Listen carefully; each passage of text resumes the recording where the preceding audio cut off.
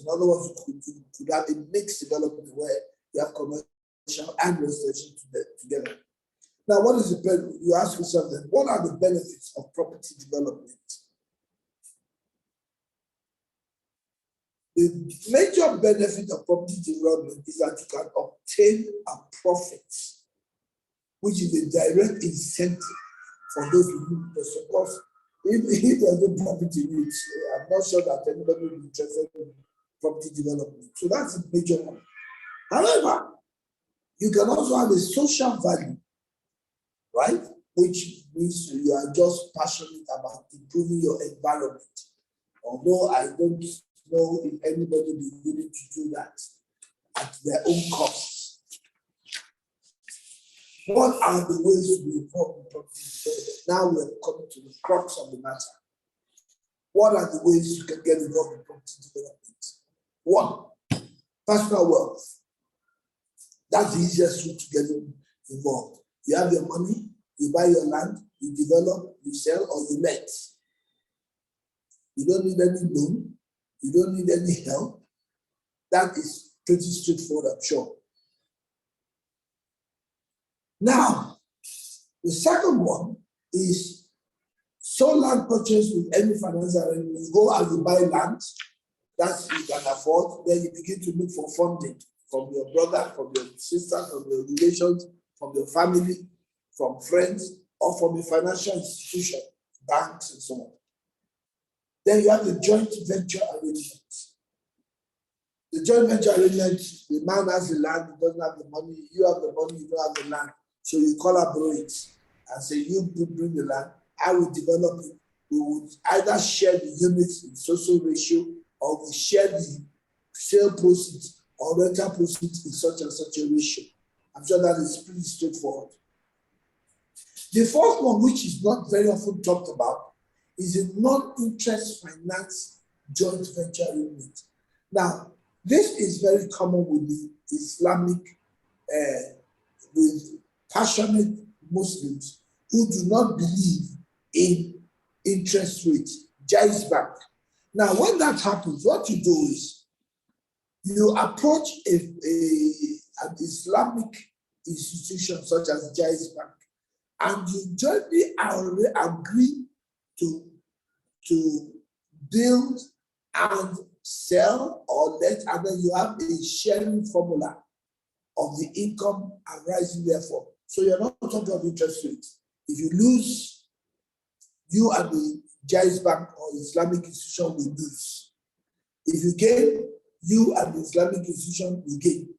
Unlike the one that is interested, I borrow money from GT Bank to do a project. GT Bank is not interested in whether I have any profits or not. They don't even want to know. The interest rate is 22%. They expect me to pay. They're not interested in whether I make profits. Even if I lose, I will still have to pay that interest. Now, let us try and understand demand and supply. The biggest problem you have with real estate developers is what I call the follow syndrome.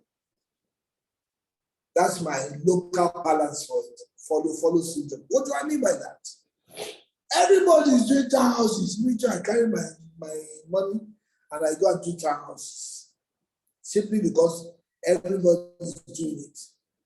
Everybody is doing estate, so I must put a gate and circle my property and do an estate.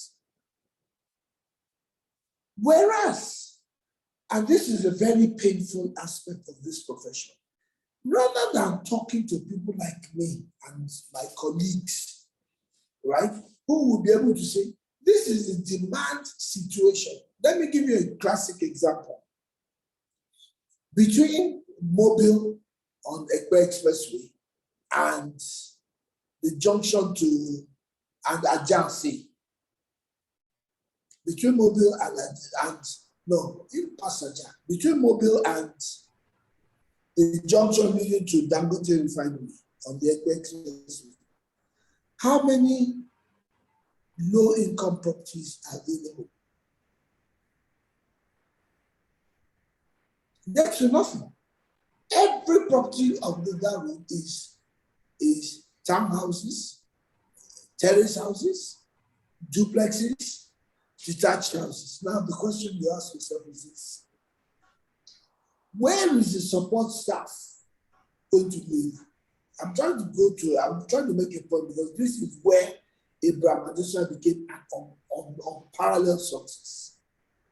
Because Abraham Adesina estate was for the low income, cheap 2-bedroom bungalows. I can tell you that I know somebody who paid for 7 units until today did not get one single unit, nor has he gotten one kobo back of his money.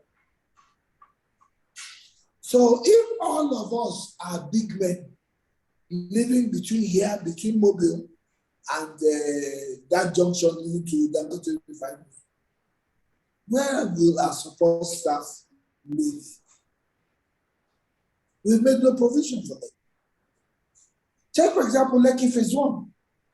Almost half the buildings on the Lekki Phase 1 have become commercial because nobody made provision. Because everybody thought, oh, just give out land, detached house, semi-detached, and everybody built exactly the same thing. And with everybody there, do you know what has happened? Traffic became impossible into and out of Lekki. The implication of that was that people then began to say to themselves, why do I have to go and spend 1 hour trying to get out of the traffic? Only because I want to buy 1 item, 2 items. Then somebody smart enough called Ebanu came and said, okay, don't leave Lekki. I'll try and give you everything, including the village market, including the local markets. And I can almost say that the car park in Ebanu is almost always full every time of the day. What has happened also?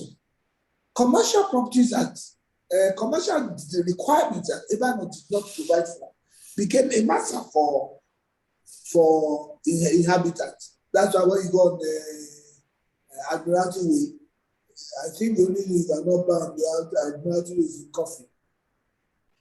We sell virtually everything outside of the coffee. And that is a pointer to the fact that one, our planning requirement is poor, because people in Lagos, they just did application for residential and made no provision for commercial complementarity use. So what are the factors that influence demand? Population influences demand. As Lekki population increased, there's a need for commercial requirements. Demographics also influence demand. For example, the average person living in Lekki is between 45 and 60. So they need fairly large houses. Whereas when you begin to go towards Ajah, the young upwardly mobile guy in telecoms requires a 2-3 bedroom flat. The economy also drives demand. The economy is good, everybody starts to own their property. The economy is bad, everybody decides to become a tenant. Affordability. Can we afford? Can I afford what is in the market? Because people build, and I'm hearing 45 million, 80 million, 120 million. Outside of being a Yahoo boy, or working in the telecoms or oil industry or banking, most people will not be able to afford what's there, which is why there's a glut of developed properties in the market.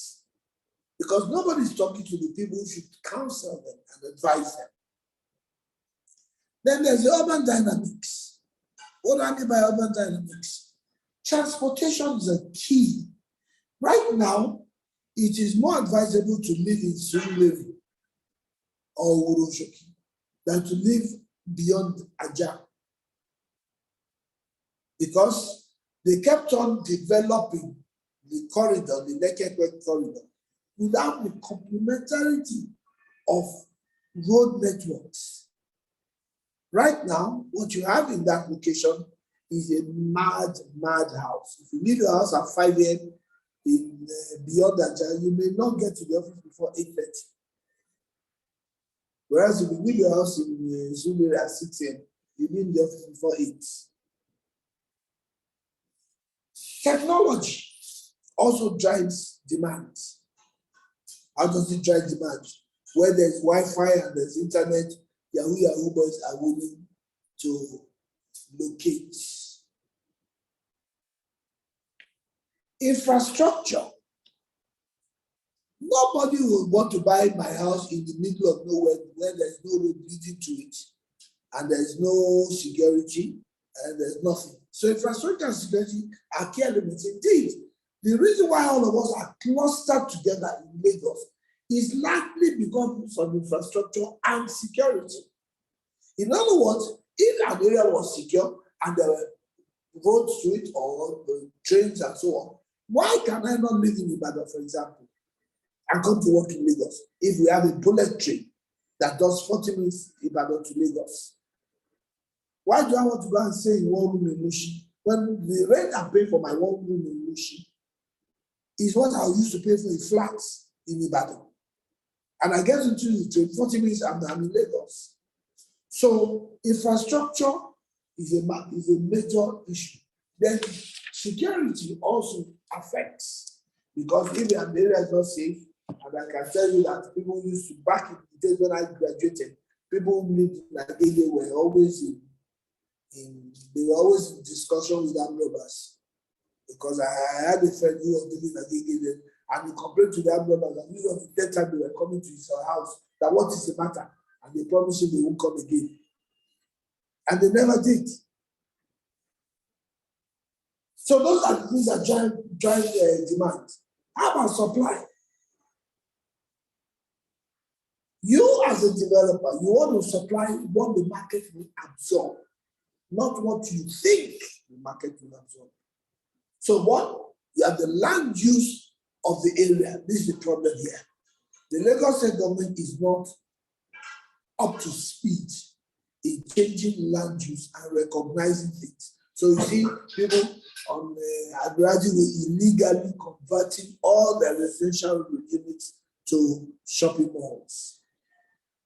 That's because somebody should have reclassified certain areas along that road as commercial. That's the problem with government policies. The civil servants sit there and they are not proactive in changing things. Their mortgage availability and interest rate. A lot of the young men today would be willing to buy your property if there was mortgage availability. And when I say mortgage, I'm not talking of a 3-year repayment program, which is what the banks in Nigeria are doing. I'm talking of a 25-30-year repayment program. So the man's an oil company executive, he buys the house, he knows it. So it's like you are paying, you are renting to own, so to speak, because that's what it really comes to. You keep paying and gradually it becomes debt-free and then it becomes yours, which is what I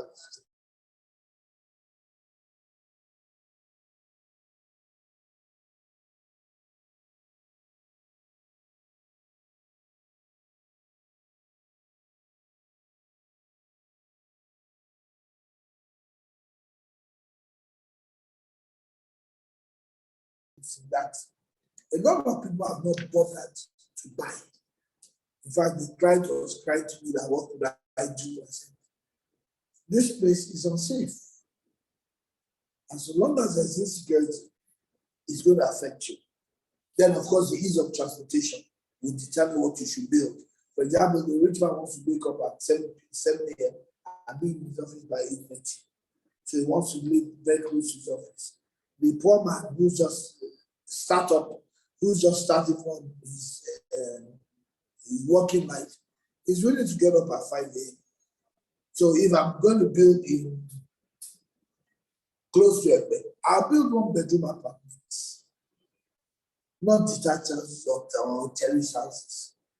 I'll build 1-bedroom apartments so that the fresh graduates has a place, a roof over his head, he can take on the punishment of getting up at 5 o'clock in the morning. But at my age, I can't. If anybody tells me to live more than 1 hour away from where, no, in fact, 30 minutes away from where I work, I'm not likely to accept it. Then there's the cost of building materials. This is another issue that we have not taken into consideration. We build exactly the same type, using the same materials. And the truth about it is that the cost of building materials have made our buildings pretty expensive. Cement right now is 4,100, 4,200 naira per bag. And you want the fresh graduate who's 3 years post-graduation to buy a house, which is why you are now saying 1-bedroom flat is here 45 million, 35 million. Because we are not looking at alternative building materials. 1, 2, we are not looking at core building. In other words, give me a shell. I just graduated, give me a shell. Let me pay you. Then the day I have money, I will add a little bit. I will. My wall is screened. I'm using my toilet without anything in there, apart from the WC. Then, as I make money, I call them money, I say, come and put tiles in the toilet. I put tiles. As I make money, another day I say, hey, this backhoe I'm using in the kitchen. Can you please get rid of it? Put kitchen cabinets. What we do is we do first class finishing, all done up, and then we ask for 45, 60 million, 150 million. And of course, we then complain that I'm not selling mines. Whereas I know one organization does carcass, and they never sell the computers. They sell you a carcass and ask you to go and finish it to your pocket, to your taste. Then, of course, availability of infrastructure will determine whether what you are going to build, then infrastructure in place. In conclusion, 90% of all millionaires become so through owning real estate. 90% of all millionaires worldwide, and that's a statement by Andrew Carnegie. 90% of all millionaires have made their money through owning real estate. Now, I've said the much that I want to say, just one rider. Developers should endeavor. The basic problem in Nigeria is that everybody's an expert about nothing. The average Nigerian tries to teach the architect how to do design. We want to teach our lawyers how to go about their job. It is worse in my profession because every jobless Nigerian wants to be a developer. And I've seen developments and I've wondered what they're doing there. I've seen developments, especially people come to me after they have finished and they have failed. They then come to me and say, I'm not a magician. If you put a detached house on a very bad road, going towards Dangote refinery, and you are saying you are looking for 100 million, God will help you if you get half that. That's because you have not considered what you should build there. So yes, are there any questions? I can't see, so okay, I'm going to the chat box now, and I'm going to see whether there are questions.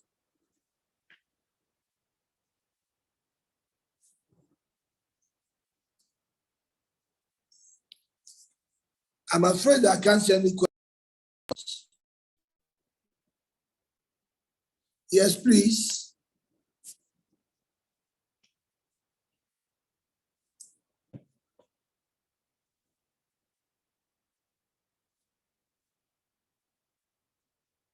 Okay, I have one from David, which says, would you advise one to build to rent or build to own? I have never been an advocate of being a tenant. I've never been. Let me tell you a true life story.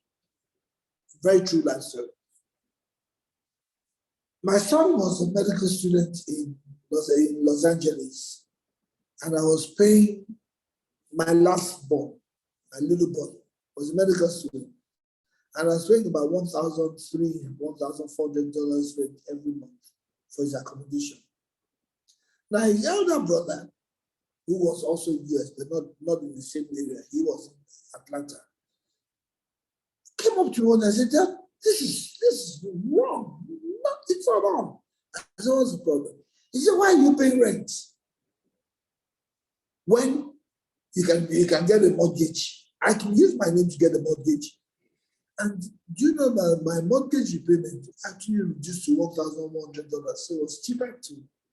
But because the property I'm renting, he's also paying mortgage on it, and he still wants some profits. So I bought a better property. My son moved in, and I spent $1,100. So if the opportunity presents itself, and I use that very loosely because I haven't seen that opportunity in Nigeria, it's always better to own your own house, no matter how much inconvenience you're going through. I saw another question. Someone who has less than $10 million, which state in Nigeria will you recommend buying property? Let me answer that question this way. The easiest way to be rich in real estate is to also do the stupidest things. And I'm guilty of what I'm about to tell you. What I mean doing the stupidest things. You go to a place close to a bay, for example, and you buy 4 plots of land. 2 years down the line, you sell 3. You buy 4 plots, say 10 million. You farm on it, and 2, 3, 4 years down the line, they're selling each plot at 10 million. In fact, let me tell you a true life story. There's a lady who was working in the bank, and she was busy moaning and complaining to me every day. She doesn't have property. She doesn't. And I said, what I said to her, I said, "Please, can you spare me? I'm not your employer. So why are you coming here to grumble?" So then she told me she had 15 million. I said, "You have 15 million. This was 20 years back. You have 15 million. What's your problem? Go and buy land." He said, 15 million can't be there. I said, "Yeah, this is you should build." I said, "Go and buy land."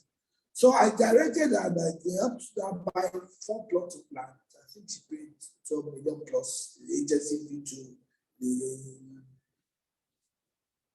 About 8 years, 10 years after, she suddenly came to my office and said that she sent me out to lunch. I said, "What is sweetening you today?" She said, "No, let's go out to lunch." I said, "Okay, yeah, let's go." So we went out to lunch. She had sold each plot at 45 million naira, and I deserved one, which was now going to build.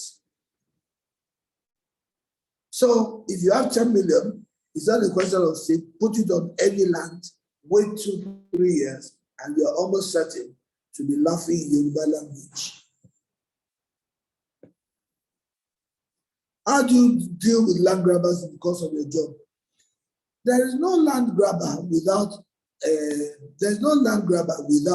your dereliction. And again, let me tell you my experience. When I first started out practice on my own, we had some extra loose money. So we decided to buy land somewhere in Amuwodofi.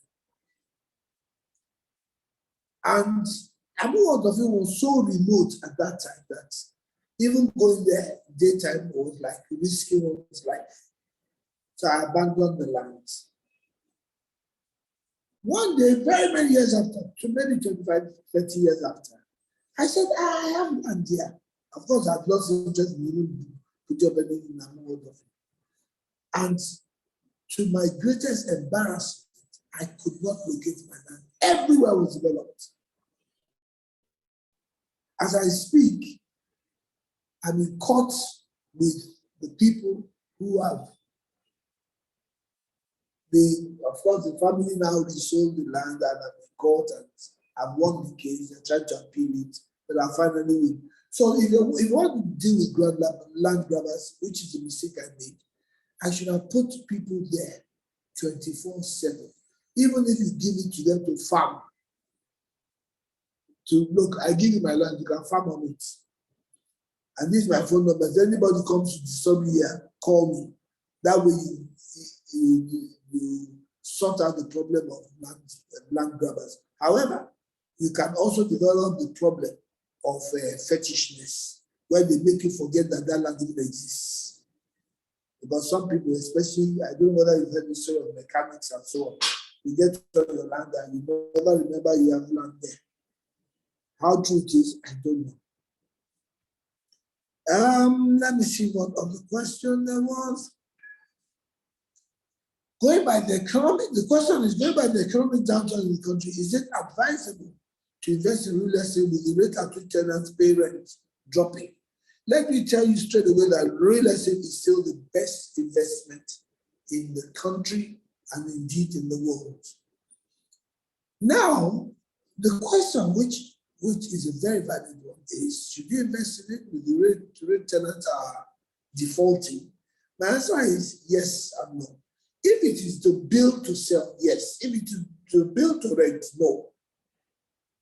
Because build to rent, like you rightly said, is that tenant can be very frustrating. A tenant can be in your house for 3-4 years, damage everything. By the time you get your house back, all the rent you have collected from you for the past 10 years, you put right back, trying to make it up, ready for another tenant who does the same thing. So you're in the cycle, you never really get meaning from it. But if you so you can rapidly multiply your